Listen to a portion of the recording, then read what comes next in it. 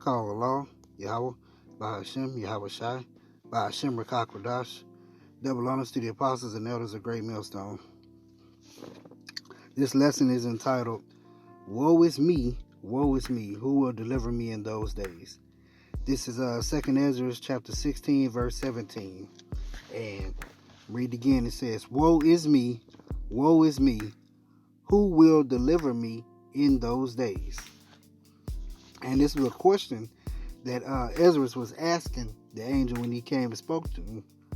You know, because after all the things that all the visions and things that he saw that the Most High, Yahweh Hashem Yahweh was going to bring upon the earth, you know, he began to be afraid and just wondered, hey, who going to deliver me in those days? You know, what's going to happen to me?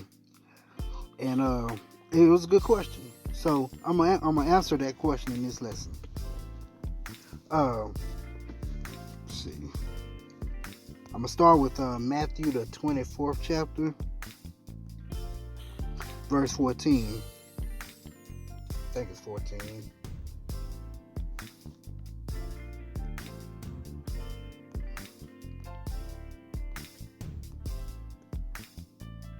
Yeah, Matthew 24, verse 14.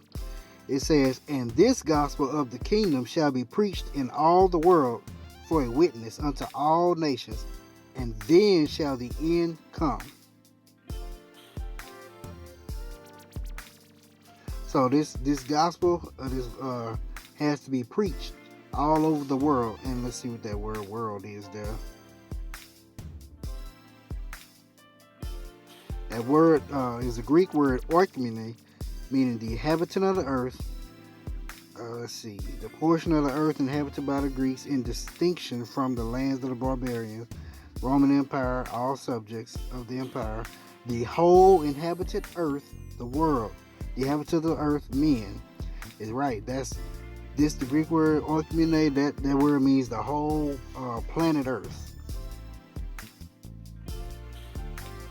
All right, listen. Another scripture I want to get.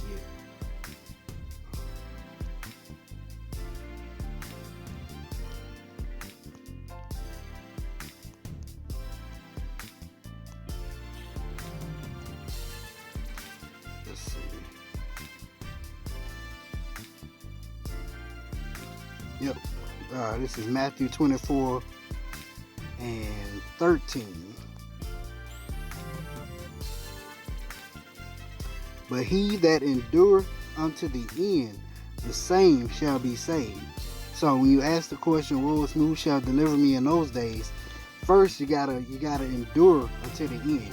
You gotta endure that furnace. You gotta go through that furnace of affliction, that furnace of adversity, all the way up until the end, and then you'll be delivered.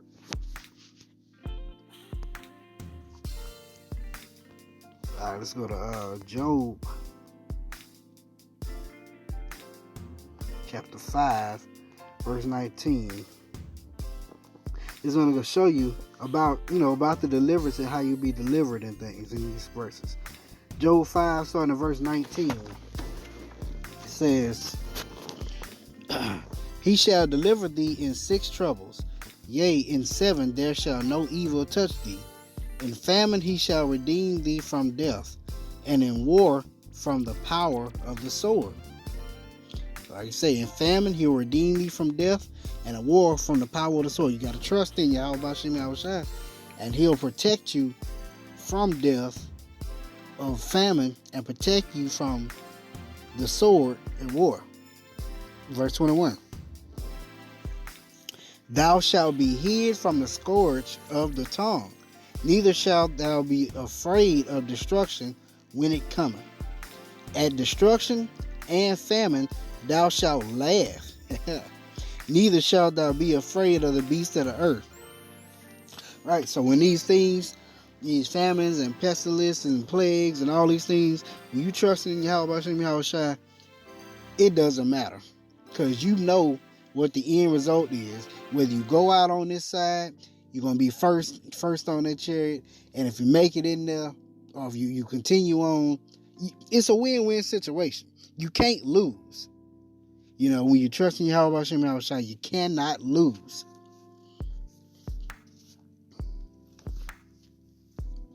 This is going to be Psalms 91.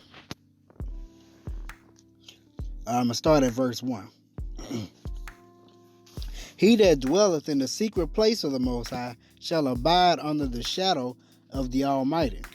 And that secret place starts in the scriptures. It starts with studying His Word and getting to know Him. And that's how you get to that secret place. I will say of the Most High, He is my refuge and my fortress, my power. In Him will I trust. Surely He shall deliver thee from the snare of the fowler and from the noisome pestilence. Let's see what that word fowler is. A trapper, a bait layer, fowler. So He'll deliver you from the ones that's trying to trap you or lay the bait to entangle you. Which that's what this kingdom does. It always Esau always want to trap you and get you tangled up in what they got going on, so that you forget your power. Verse 4. He shall cover thee with His feathers, and under His wings shalt thou trust. His truth shall be thy shield and buckler. So, Most High, He gonna protect you. Thou shalt not be afraid for the terror by night, nor for the arrow that flieth by day, nor for the pestilence that walketh in darkness, nor for the destruction that wasteth at noonday. 1,000 shall fall at thy side, and 10,000 at thy right side, but it shall not come nigh thee. That's that perfect protection. You gotta have that trust in Him in order to get that type of protection. And I'm talking about that trust that trust without a doubt.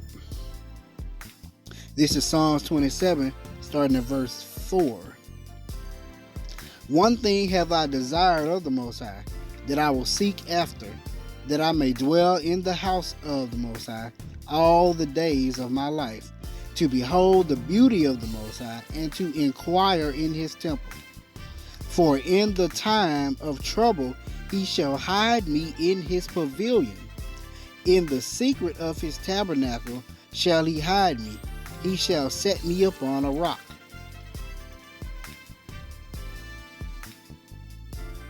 And that pavilion, it says a thicket, a lair, a covert, a booth. It's basically gonna be referring to that chariot. He gonna bring you up into that chariot, that thicket, that lair, that covert. He gonna make it to where nothing can touch you. He can make it to where, like I said, 1,000 fall by one side and 10,000 on the other side. I mean, things could be happening all around you, and nothing will be able to touch you. Think about when the Israelites were in Egypt and all the plagues were being brought up on Egypt. All those plagues were happening, but they never touched Israelites. They never touched them. It was always, I only touched the Egyptians. This is Psalms 18, verse 10. And He rode upon a cherub and did fly. Yea, He did fly upon the wings of the wind. He made darkness His secret place. His pavilion round about Him were dark waters and thick clouds of the skies. That pavilion that's going to be that chariot that He's going to bring you up in to protect you from that coming destruction. Matter of fact, let's get that scripture.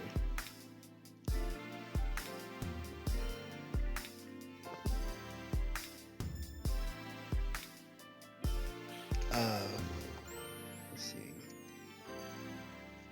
I want to get where is it at?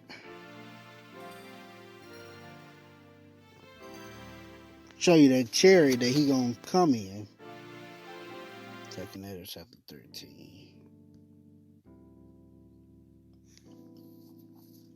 Says, starting at verse 5. After this I beheld, and lo, there was gathered together a multitude of men out of number from the four winds of the heaven to subdue the man that came out of the sea. That man was Yahushua. But I beheld, and lo, he had graved himself a great mountain and flew upon it. but I would have seen the region or place whereout the hill was graven and could not. That mountain that he flew upon, that was talking about the size of that chariot, is basically describing it was a huge chariot, but he described it as a mountain, but he couldn't see where the mountain came from. So this is another scripture I want to get.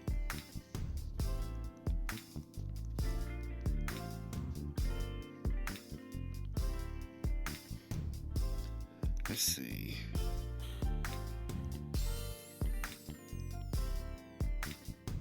Here it is.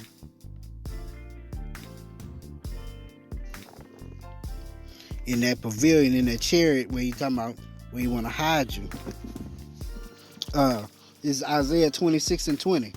Come, my people, enter thou into thy chambers, and shut thy doors about thee. Hide thyself as it were for a little moment, until the indignation be overpast.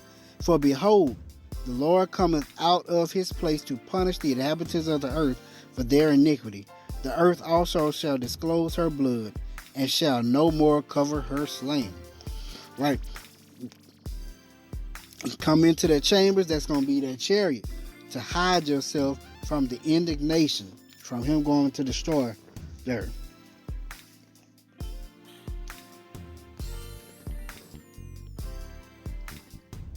So, it's going to be Isaiah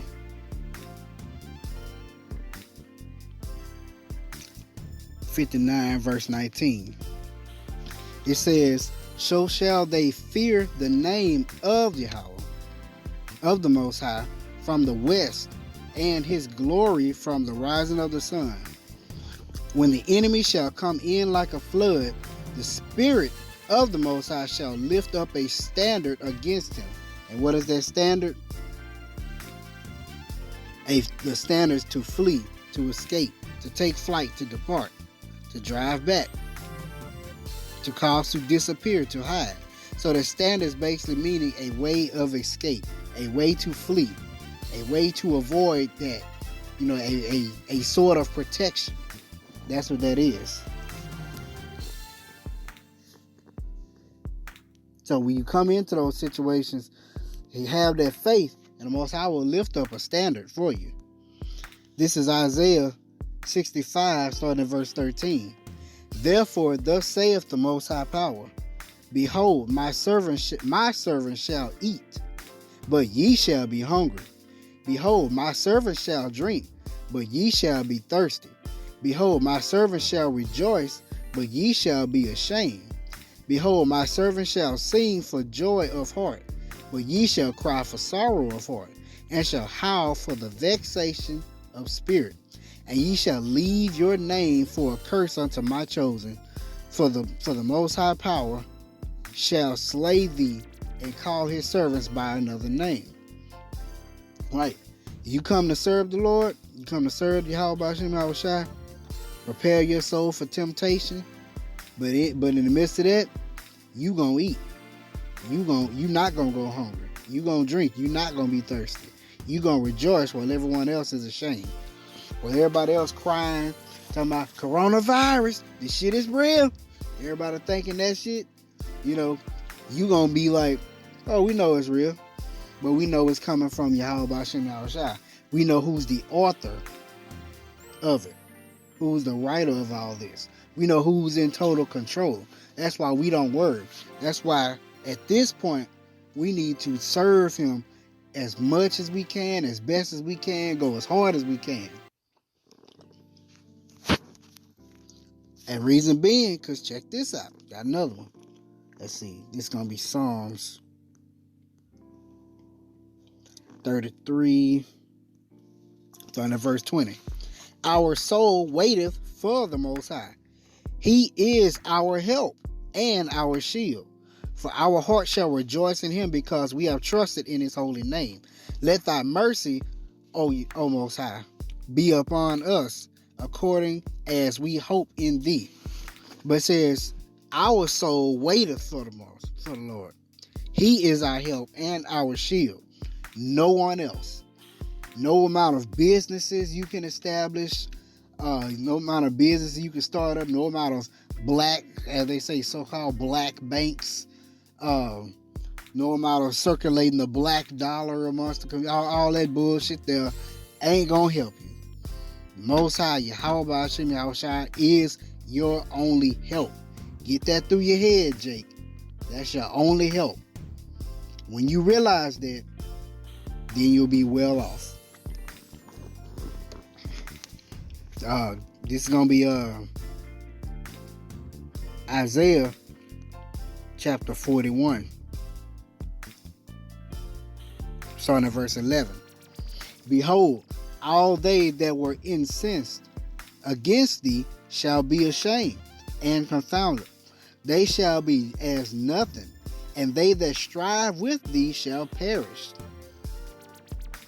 Thou shalt seek them and shalt not find them, even them that contended with thee. They that war against thee shall be as nothing, and as a thing of naught. For I, the Most High, thy power, Yahweh thy power, will hold thy right hand, saying unto thee, fear not, I will help thee. That's where your trust comes in at. That's the only being you can trust. Our trust, our power is the Most High power, Yahweh, Shabbat Yahweh Shai. That's it. The other nations can trust in they are the gods, and they can be successful in wickedness. We can't. We are always going to be cursed when it comes to trying to do things without our power. This is going to be Isaiah 33 verse 6.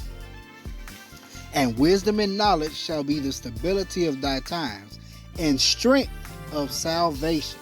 The fear of the Lord is his treasure. And I know this scripture gonna come out a lot, but we are actually in the spirit of bringing this scripture out, because this is what's gonna keep you stable in those times, especially the times coming up, Jacob's trouble, the hour of temptation, the beginning of sorrows, all that. Wisdom and knowledge shall be the stability of thy time, and strength of salvation. Fear of the Lord is his treasure. We need to keep that in focus.